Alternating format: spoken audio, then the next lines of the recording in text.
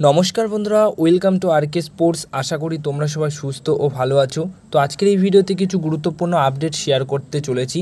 তো প্রথম যে খবরটা শেয়ার করব সেটা হচ্ছে বোরজা হেরেরা, যিনি কিনা ইস্ট বেঙ্গল এফসি দলের হয়ে আইএসএল সিজন কিছু ম্যাচ খেলেছে, তারপর সুপার কাপ জিতেছে ইস্ট বেঙ্গল এফসি দলের হয়ে, তারপর কিন্তু জানুয়ারি ট্রান্সফার উইন্ডোতে এফসি গোয়া দলে সই করেছেন।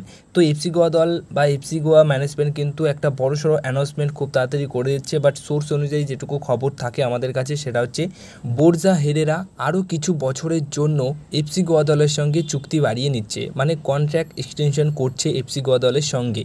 তো আরও কিছু মরশুম বোরজা হেরেরাকে তোমরা খেলতে দেখতে পারবে এফসি গোয়া দলের জার্সি গায়ে।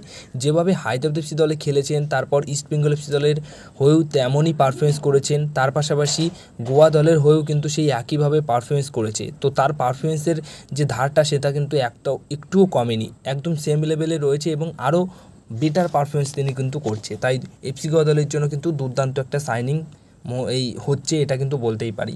এরপর নেক্সট আপডেটটা রয়েছে মোহামেডান এসসি দলকে নিয়ে। তো মোহামেডান এসসি দল নতুন একজন ইন্ডিয়ান গোলকিপারকে সই করাতে চলেছে। হ্যাঁ, রিয়েল কাশ্মীর দলের হয়ে এই সিজনে আই লিগ খেলছিল। তো সেই রিয়েল কাশ্মীর দলের গোলকিপার মোহেদ সাবির খান দুর্দান্ত পারফরমেন্স তিনি করেছেন এবং একটা রেকর্ড রয়েছে তার, সেটা হচ্ছে এই বছর আই লিগে সবচেয়ে বেশি ক্লিনশিট তিনি রেখেছেন, 12টা ক্লিনশিট রেখেছে। তো সেই মোহেদ সাবির খানকে সই করাতে চলেছে বা কথাবার্তা বলছে তাকে দলে নেবার জন্য মোহামেডান এসসি দল। তো সব কিছু ঠিকঠাক থাকলে আইএসএলে তাকে আমরা খেলতে দেখতে পারবো মোহামেডান এসসি দলের জার্সি গায়ে। দুর্দান্ত একটা সাইনিং হবে অবশ্যই, কারণ আই লিগে দুর্দান্ত পারফরমেন্স তার কিন্তু রয়েছে। তো মোহামেডান এসসি দল যদি এই ডিলটি পুরোপুরি ডান করে ফেলে তখন কিন্তু তোমাদেরকে আরও একবার জানিয়ে দেবো, বাট এটুকু বলতে পারি দুর্দান্ত একটা সাইনিং হবে। তো এবার নেক্সট আপডেট রয়েছে মোহনবাগান দলের বস আন্তোনিও লোপেস হাবাস। হ্যাঁ, আজকের প্র্যাকটিসে তিনি কিন্তু উপস্থিত ছিলেন, সেখানে কিন্তু তাকে বেশ সুস্থ মনে হচ্ছেন এবং যেটুকু খবর রয়েছে সেটা হচ্ছে আগামী 15 তারিখ যে ম্যাচটা রয়েছে মুম্বাই সিটি এফসি দলের এগেনস্টে মোহনবাগান দলের ডাগ আউটে আবার কিন্তু কোচ আন্তোনিও লোপেস হাবাসকে দেখা যাবে।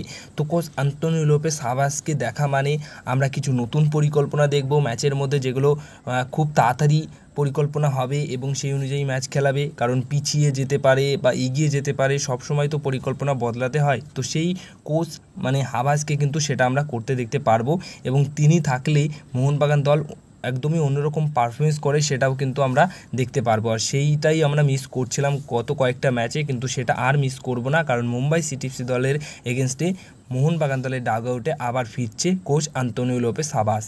তো সবশেষে মোহনবাগান দলকে নিয়ে একটা ট্রান্সফার আপডেট শেয়ার করব, সেটা হচ্ছে মোহনবাগান দল কিন্তু ইরানের প্লেয়ার সই করতে চাইছে, ইরানের মিডফিল্ডার আনতে চাইছে, কিন্তু এখনও অবধি ইরানের কোন মিডফিল্ডারকে আনবে সেটা কিন্তু জানা যায়নি। বাট হ্যাঁ, ইরানের মিডফিল্ডারের দিকে নজর রয়েছে, যেরকম এর আগেও একটা ইরানের মিডফিল্ডারের নাম কিন্তু বলেছিলাম। তো এখন ইরানের মিডফিল্ডার বলতে ওই মিডফিল্ডারটিকে যদি মোহনবাগান দল সই না করাতে পারে তাহলে ইরানের অন্যান্য কিছু মিডফিল্ডার আছে তাদেরকে কিন্তু সই করানোর দিকে যাবে।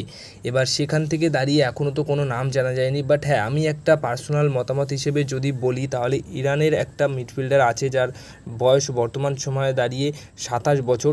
তো সেই 27 বছর বয়সী ইরানের ওই প্লেয়ারটির নাম হচ্ছে সাঈদ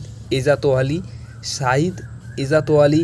দুর্দান্ত একটা প্লেয়ার, শাহবাব আল আলী দলের হয়ে তিনি খেলছেন, ইউএই প্রো লিগ খেলছেন।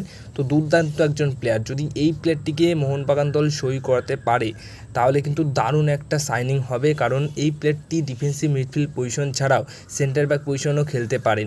তো এরকমই একটা প্লেয়ার কিন্তু মোহনবাগান দল খুঁজছে, যাতে করে মোহনবাগান দলের ডিফেন্স লাইন আপে একটা বিদেশি ডিফেন্ডার, মানে প্রপার বিদেশি ডিফেন্ডারের পাশাপাশি এমন এক যে ডিফেন্সিভ মিডফিল্ড পজিশনের প্লেয়ার আসবে যে কিনা ডিফেন্সিভ মিডফিল্ড পজিশনেও খেলতে পারেন এবং ডিফেন্ডার হিসেবেও খেলতে পারেন।